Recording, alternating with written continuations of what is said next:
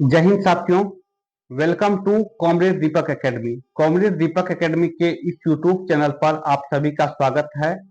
आज इस वीडियो में हम लोग ये डिस्कशन करने वाले हैं कि बहुत सारे स्टूडेंट के मन में ये डाउट होता है कि जो भी स्टूडेंट एएलपी का एग्जाम देने जा रहा है उसके मन में ये डाउट रहता है कि सर क्या सेफ स्कोर रहेगा, कितना अटेम्प्ट करना चाहिए, सिलेक्शन होगा या नहीं होगा। इस टाइप के डाउट्स बहुत सारे स्टूडेंट के मन में रहते हैं।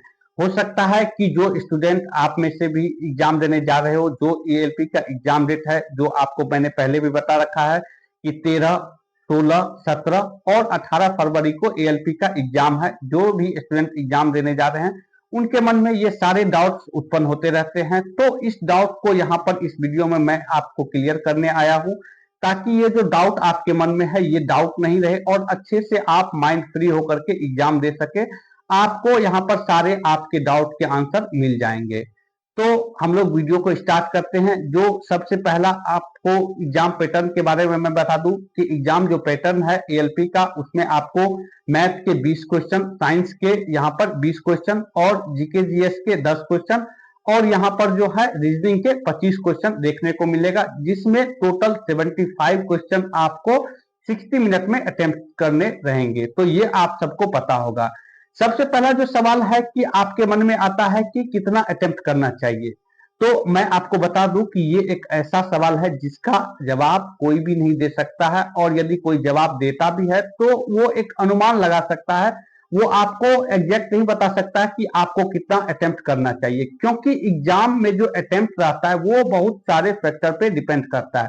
जैसे मैंने आपको पहले बताया कि जो सिलेक्शन होता है, इससे पहले वीडियो में बताया कि जो सिलेक्शन होता है वो क्या होता है, बहुत सारे फैक्टर पे डिपेंड करता है। उसी तरीके से क्या होता है कि जो ये यहाँ पर अटेम्प्ट होता है वो क्या होता है, बहुत सारे फैक्टर पे डिपेंड करता है। वो फैक्टर कौन कौन से है, जैसे क्या होता है कि आपके शिफ्ट का क्वेश्चन का लेवल क्या है। कभी कभी क्या होता है कि कोई किसी शिफ्ट कोई टफ शिफ्ट हो जाता है और कोई इजी शिफ्ट हो जाता है। तो अटेम्प्ट इस पर भी डिपेंड करता है कि आपके शिफ्ट का लेवल कैसा है। दूसरा कि किस टाइप के क्वेश्चन यहाँ पर आ रहे हैं, ज्यादा कैलकुलेटिव तो नहीं आ रहे हैं, ज्यादा न्यूमेरिकल तो नहीं आ रहे हैं। इस टाइप से यहाँ पर क्या होता है कि क्वेश्चन के लेवल पर भी डिपेंड करता है, क्वेश्चन के टाइप पर भी डिपेंड करता है।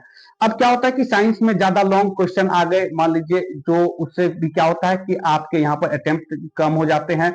कभी कभी क्या होता है कि यहाँ पर मैथ में कैलकुलेटिव आ जाते हैं, उससे भी आपके क्या होते हैं कि यहाँ पर जो होता है वो क्या होता है, अटेम्प्ट कम हो जाते हैं। जो उसके बाद जो पिछले साल हुआ था, पिछले साल क्या हुआ था कि जीके जीएस जो था उसमें टोटल क्वेश्चन 10 से का 10 पूछ दिया था, करंट अफेयर थी।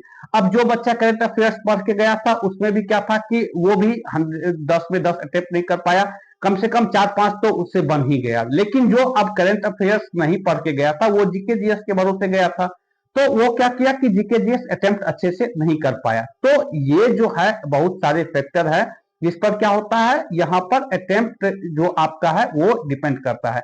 तो एग्जाम में अटेम्प्ट पे आपको फोकस नहीं करने हैं, आपको जो है उस पर फोकस करने हैं कि आप अपने जो तैयारी किए हैं, आप किस तरीके से आप क्वेश्चन को सॉल्व करते हैं, आप उस पर फोकस कीजिए। लेकिन फिर भी एक अनुमान लगाया जाता है। तो यदि मैं आपको अनुमान बताऊं तो अकॉर्डिंग टू मी, जो मेरे अनुसार है कि आप 75 क्वेश्चन में 50 यहाँ पर 55 से 60 क्वेश्चन जो है वो क्या है कि आप अटेम्प्ट कर सकते हो। मैं अगेन बता रहा हूं कि ये पूरी तरह से सही नहीं है, ये एग्जाम के लेवल पर डिपेंड करता है कि आपका अटेम्प्ट कितना रहना चाहिए। लेकिन बहुत सारे स्टूडेंट का क्वेरी था, इसीलिए मुझे ये वीडियो बनाना पड़ रहा है कि इसमें क्या होता है कि आपका लेवल कैसा है उस पर भी क्वेश्चन आपका डिपेंड करता है। लेकिन जो है आप 55 से 60 यदि अटेम्प्ट करते हो तो आप सेफ स्कोर में यानी कि सेफ जोन में माने जा सकते हो। और दूसरा जो बात है वो क्या है यहाँ पर कि आपको क्वेश्चन बनाने पर फोकस करना है, ना कि अटेम्प्ट पर फोकस करना है। आपका जो मेन टारगेट है, मेन फोकस है, वो आपका रहना चाहिए क्वेश्चन अटेम्प्ट करने पर। आप अपने मतलब जो है क्वेश्चन अटेम्प्ट किस तरीके से आपको करना है वो काउंट नहीं करना है। आप जो पढ़े हैं, आपने जो कॉन्सेप्ट सीखा है उस कॉन्सेप्ट को ध्यान में रख करके आप क्वेश्चन को अटेम्प्ट करें। दूसरा, जो आपके मन में कई डाउट रहते हैं कि सर क्या रहेगा सेफ स्कोर, इसमें भी मतलब जो कई सारे डाउट रहते हैं क्या होता है कि क्या सेफ स्कोर रहेगा। तो ये भी क्या होता है कि सेफ स्कोर बहुत सारे फैक्टर पे डिपेंड करता है, जो मैंने आपको डिस्कशन कर दिया है कि क्या होता है कि बहुत सारे फैक्टर जो होते हैं, लेवल कैसा है सेफ स्कोर, तो यहाँ पर क्या होता है कि आप मान लो आपका शिफ्ट कैसा है, कि टफ है या इजी है, इस पर भी सेफ स्कोर डिपेंड करता है। जो इजी शिफ्ट होता है उसमें क्या होता है कि नॉर्मलाइज कम होता है, जो टफ शिफ्ट होता है उसमें नॉर्मलाइज ज्यादा हो जाता है। अब मान लो कि आप जो आपका शिफ्ट है टफ है, आप अटेम्प्ट करने के चक्कर में ज्यादा अटेम्प्ट कर दिए, फिर आपको पता चला कि आप बहुत सारा नेगेटिव ले लिए, तो ये भी आपको नहीं करने हैं। तो आपको करना क्या है, आपको ये करना है कि जो आपको यहाँ पर जो सेफ स्कोर है वो मैं आपको बता रहा हूं।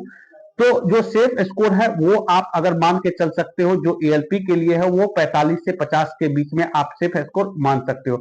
मैं अगेन आपको रिपीट कर रहा हूं कि ये जरूरी नहीं कि इतना ही सेफ स्कोर हो, इससे कम भी कट ऑफ जा सकता है, लेकिन यदि आप 45 से 50 के बीच में रहते हो तो एज ए मैं आपके भाई की तरह हूं, तो आपको यही सजेशन करूंगा कि आप क्या करो कि मैक्सिमम स्कोर पे फोकस करो, ना कि आप कट ऑफ क्लियर करने पर फोकस करो।